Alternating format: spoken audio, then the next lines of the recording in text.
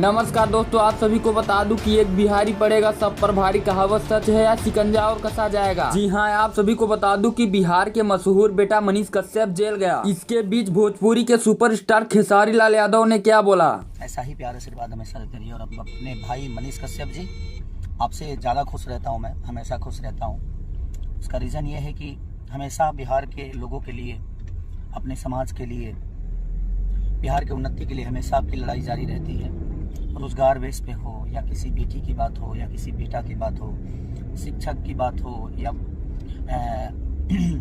Student की बात हो, हर उस बात में आप रहते हैं और ये आपका ऊर्जा हमेशा बरकरार रहे। मेरी शुभकामना अपने मनीष भाई के साथ है कि ऐसे भाई हमेशा हर गांव में एक पैदा हो जो अपने बिहार की उन्नति के लिए लड़ाई लड़े।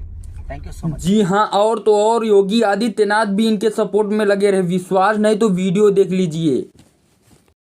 जब प्रशासन बात नहीं मानता है, जहां पर प्रशासनिक व्यवस्था पूरी तरह फेल हो चुकी है। जी हाँ, आप सभी को बता दूं कि भोजपुरी स्टार रवि किशन ने बिहार के मुख्यमंत्री नीतीश जी को क्या बोले। ऐतिहासिक जीत है और ये बहुत बड़ा तमाचा है नीतीश कुमार की सरकार का। जिंदगी झंडवा नीतीश बाबू, अब कौन बात के घमंड। इसके बीच तमिलनाडु के फेक वीडियो बनाकर मनीष पत्रकार जेल गया। और जी हाँ, इसके बीच तेजस्वी जी ने मनीष कश्यप जी को जेल भेज दिया। और साथ ही साथ आप सभी को बता दूं कि मनीष पत्रकार ने तेजस्वी जी को खुलेआम चैलेंज दिया कि जा तेजस्वी जी 2025 में मुख्यमंत्री बनने का सपना पाल के रखा था, उसको बनने नहीं दूंगा। और पत्रकार मनीष कश्यप के सपोर्ट में बड़े बड़े नेता पर नेता मौजूद हैं। और आप सभी को बताना चाहता हूँ कि मनीष कश्यप दोष है या निर्दोष, कमेंट बॉक्स में कमेंट करके बताएं।